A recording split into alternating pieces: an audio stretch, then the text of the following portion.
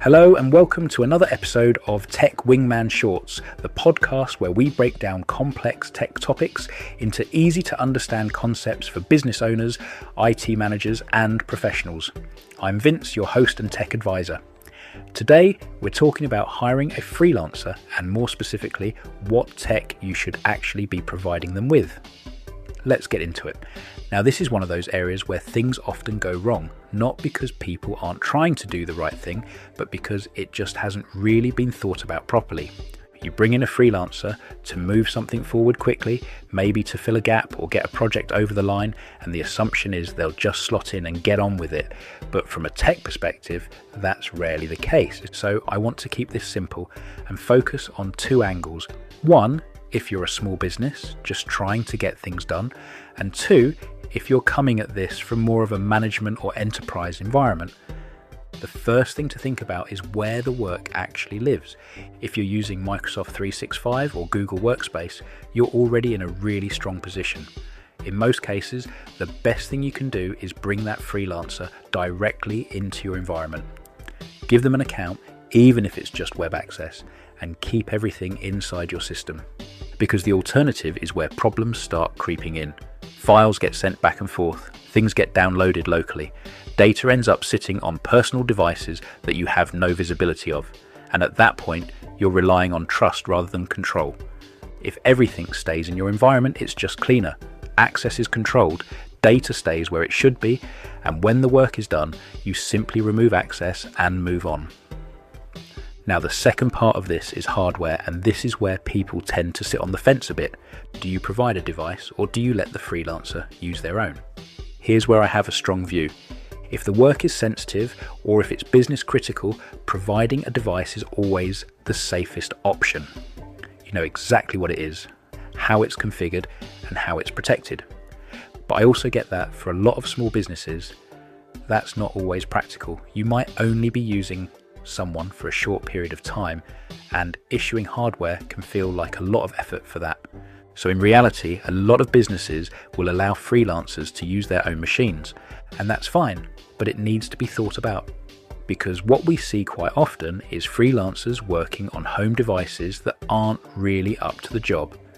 They're not particularly secure, they're not particularly powerful, and they're not maintained in the same way a business device would be. And the impact of that is bigger than people think. You end up with slower work, more issues, and less productivity.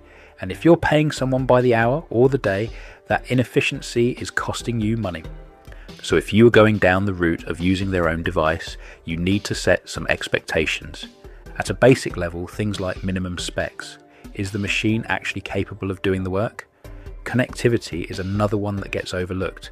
If they're constantly dealing with poor internet, that's going to affect output. And then security. Is the device protected? Is antivirus in place and kept up to date? Are you comfortable with how your data is being accessed? Again, this is where your cloud platform can really help. With something like Microsoft 365, you can control how and where data is accessed, even if it's not your device. It doesn't have to be overly complicated, but it does need to be thought about. And one thing I would add, which often gets missed, is how you finish the relationship. When the work is done, how do you make sure access is removed and your data is no longer available to that freelancer? If they've been working inside your environment, that's straightforward. You disable the account and that's it. If they haven't, you're relying on copies being deleted and nothing being kept, and that's not a great position to be in.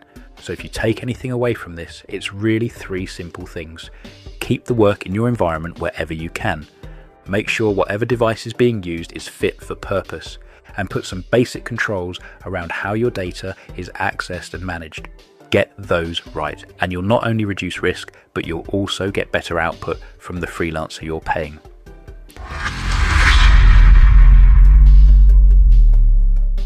Claire's blatant plug. Claire here, and I've got a question for you. How much time does your team waste on repetitive tasks, clunky processes, or chasing information? If the answer is too much, or worse still, I'm not sure, then you need to hear about Wingman Evolve. Evolve is a fixed length engagement where we dive into how your business actually works. We map your workflows, spot the bottlenecks, and then show you how to streamline them using automation, AI, and the right technology.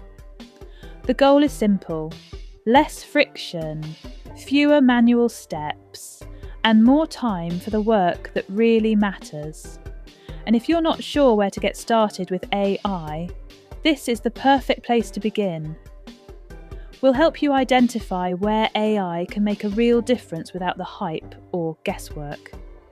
If you're ready to evolve the way you work, email us at hello@pinpoint-networks.net to find out more.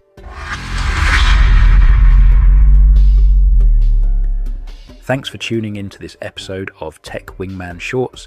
If you found this helpful, be sure to subscribe and share it with your friends and colleagues.